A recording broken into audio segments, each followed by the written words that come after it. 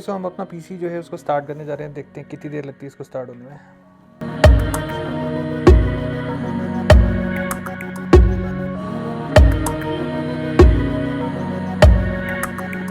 Okay, so almost 40 seconds लगे हमारे इस पीसी को स्टार्ट होने में।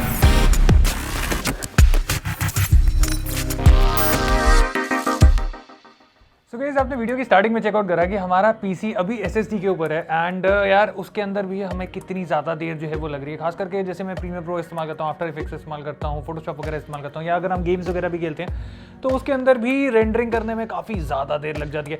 सो उसके लिए आपको चाहिए होता है बेटर स्पीड, ताकि आपकी जो रेंडरिंग है, जो सब कुछ जितनी प्रोसेसेस हैं वो जल्दी से जल्दी काम जो है वो कर सके। एंड उसके लिए लोग यूजुअली M.2 जो SSDs आती हैं उसके ऊपर जाते हैं। तो गाइस, मैंने भी सोचा यार अपनी जो विंडोज़ है उसको स्विच ओवर कर लेते हैं फास्टर NVMe के ऊपर। एंड Gen 4 की NVMe जो है मैं आपको हाईली रिकमेंड करूंगा कि अगर आप अपग्रेड कर रहे हैं तो Gen 3 या Gen 4 के ऊपर आप चले जाए। Gen 3 की ऑलमोस्ट 3000 3500 की MB/s की स्पीड जो है वो आपको मिल जाती है। एंड यही अगर आप Gen 4 लेते हैं तो आपको ऑलमोस्ट 7-7,500 की स्पीड जो है वो यहाँ पे मिल जाती है। तो आज हमारे पास है XPG की तरफ से आने वाली इनकी Gen 4 M.2 और ये होने वाली है आपकी 2 TB की M.2। The best part about this कि इसमें आपको यहाँ पे जो रीड स्पीड है वो मिल जाती है 7400 Mbps की, एंड राइट स्पीड जो है वो आपको मिल जाती है 6800 Mbps की।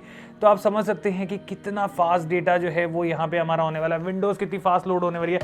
एंड सबसे बेस्ट पार्ट ये है कि अगर आप PS5 इस्तेमाल करते हैं तो आपको पता होगा कि स्टोरेज की काफ़ी ज़्यादा दिक्कत रहती है, तो उसके अंदर भी हमारी ये जो M.2 है ये कंपैटिबल है। तो अगर आप अपने लिए एक M.2 लेने का सोच रहे हैं, वो भी ठीक प्राइस के अंदर लेने का सोच रहे हैं, then this is gonna be a good deal. So फटाफट से करते हैं इसको अनबॉक्स एंड देखते हैं क्या क्या प्रोडक्ट्स हमें यहाँ पे मिल रहे हैं, एंड फटाफट से इंस्टॉल करते हैं एंड देखते हैं कि स्पीड के अंदर कितना मेजर डिफरेंस जो है वो। तो कुछ इस तरीके का बॉक्स आपको यहाँ पे XPG की Gamix S70 ब्लेड का जो है वो देखने को मिल जाएगा। जैसे मैंने आपको बताया दिस इज M.2 एंड ये आपकी जनरेशन 4 की SSD जो है वो आपको मिल जाती है, and this is a 2 TB variant. And ये आपका PS5 के साथ जो है काम करने वाला है, कुछ इस तरीके की लुक जो है वो मिलने वाली है आपको।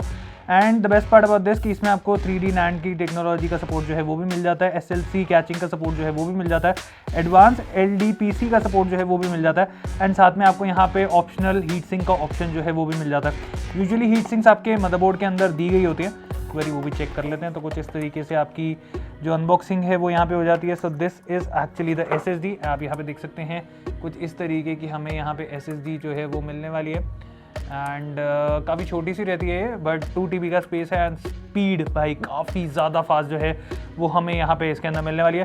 साथ के साथ जैसे मैंने आपको बताया कि इसके अंदर आपको यहाँ पे हीट सिंक का ऑप्शन जो है वो भी मिल जाता है। तो कुछ इस तरीके की XPG की ही हीट सिंक जो है वो आपको यहाँ पे देखने को मिल जाएगी। एंड मैं इसको नहीं यूज़ करूँगा क्योंकि मेरे पास मदरबोर्ड के अंदर बेटर हीट सिंक जो है वो दी गई है। बाकी ये डबल टेप के साथ आती है, सीधा का सीधा ये आपकी यहाँ पे ऐसे प्लेस हो जाएगी और ये आपकी हीट को मेंटेन करने में काफ़ी ज़्यादा मदद करती है। तो फटाफट से करते हैं इसको फिट। अगर आपके लेटेस्ट मदरबोर्ड हैं तो आपके मदरबोर्ड में यूजुअली जो Gen 4 की स्लॉट होता है वो आपको यहाँ पे दिख जाएगा। जैसे मेरे वाले मदरबोर्ड में यहाँ पे हमारा जो लाइटनिंग Gen 4 M.2 का स्लॉट है वो आपको यहाँ पे दिख रहा है।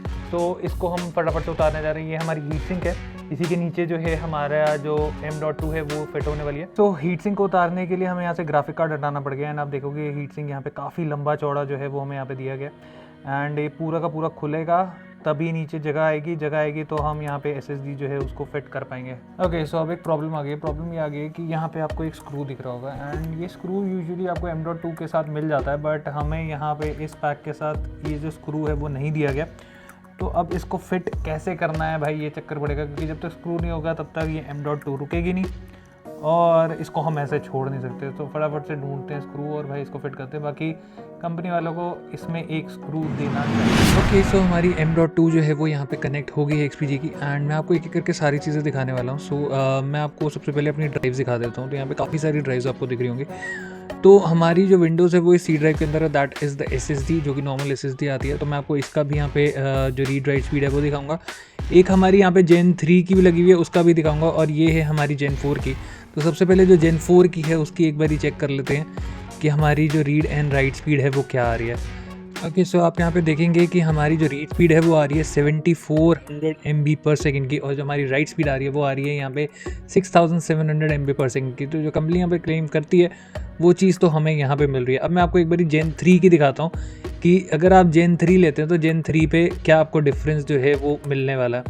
सो हमारी Gen 3 है ये वाला ड्राइव, तो एक बार इसको सिलेक्ट करते हैं एंड इसका चेकआउट करते हैं कि जेन 3 का क्या आता है। तो ये आपको एक्चुअल में हेल्प करने वाला है बताने में कि आपको जेन 3 की SSD लेनी चाहिए या आपको जेन 4 की लेनी चाहिए। मेरे हिसाब से तो आप एक बार ही आंख बंद करके जेन 4 की ले लो, क्योंकि काफ़ी ज़्यादा डिफरेंस जो है वो आपको यहाँ पे जो परफॉर्मेंस है उसके अंदर मिलने वाला है। ओके, सो आप यहाँ पे जेन 3 की स्पीड जो है वो चेकआउट कर सकते हैं 3100 MB/s, जो कि जेन 4 के मुकाबले आधी से भी कम है। तो हम कह सकते हैं कि यार ऑलमोस्ट 35% 40% की स्पीड जो है वो हमें यहाँ पे मिलती है। एंड जहाँ हमें वो 6800 की आ रही थी राइट स्पीड, वहाँ हमें ये सीधा 2300 की आ रही है। ये ऑलमोस्ट भाई 3 टाइम्स कम है। तो आप ये समझ लो कि 33% भी उसकी परफॉर्मेंस जो है वो हमें यहाँ पे नहीं मिल रही है।